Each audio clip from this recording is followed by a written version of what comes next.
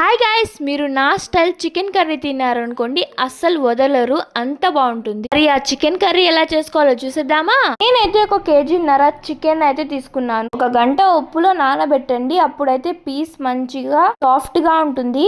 అందులోకి మీ టేస్ట్ కి తగ్గట్టు ఉప్పు, కారం, పసుపు, 2 టీ స్పూన్ వెల్లుల్లిపాయలు, 2 green chillies and fried onions వేసుకొని మంచిగా మిక్స్ చేసుకోవాలి. కర్రీకి టేస్ట్ వచ్చేది ఈ మిక్సింగ్ తోనే. మంచిగా మిక్స్ చేసుకోవాలి, ముక్క ముక్కకి పట్టేటట్టు. దీన్ని మంచిగా మిక్స్ చేసుకున్న తర్వాత 1 గంట అయితే ఫ్రీజర్ లో పెట్టుకోవాలి. దాని తర్వాత ప్యాన్ పెట్టుకొని చెక్క, లవంగా, ఇలాచి, జీడిపప్పు వేసుకొని మంచిగా ఫ్రై చేసుకోవాలి. ఈ కూరకి సగం టేస్ట్ ఈ పొడియే. దీన్ని మొత్తం మంచిగా ఫ్రై చేసుకున్న తర్వాత మిక్సీ జార్ తీసుకొని అందులోకి ఫ్రైడ్ ఆనియన్స్, మనం చేసుకున్నాం కదా మసాలా, అవి మొత్తం మంచిగా గ్రైండ్ చేసుకున్న తర్వాత ఫ్రైడ్ ఆనియన్ ఫ్రై చేసుకున్నాం కదా, ఆ ఆయిల్ తీసుకోవాలి. ఆయిల్ లోకి మనం మ్యాగ్నేట్ చేసి పెట్టుకున్న చికెన్ అయితే వేసుకోవాలి. అసలు ఈ చికెన్ కర్రీ చేస్తుంటే ఇల్లంతా మంచి స్మెల్ వచ్చింది.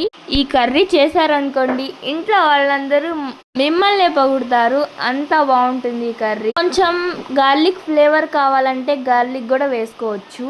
మనం మిక్సీ చేసుకున్నాం కదా, ఆ పేస్ట్ వేసుకొని 5 మినిట్స్ మంచిగా కుక్ చేసుకుంటే చికెన్ కర్రీ అయితే రెడీ అయిపోద్ది. కావాలంటే కొంచెం కలర్ యాడ్ చేసుకోవచ్చు. నేనైతే కొంచెం కలర్ యాడ్ చేశాను. అలానే మన ఛానల్ ని సబ్స్క్రైబ్ చేసుకోండి. Thank you.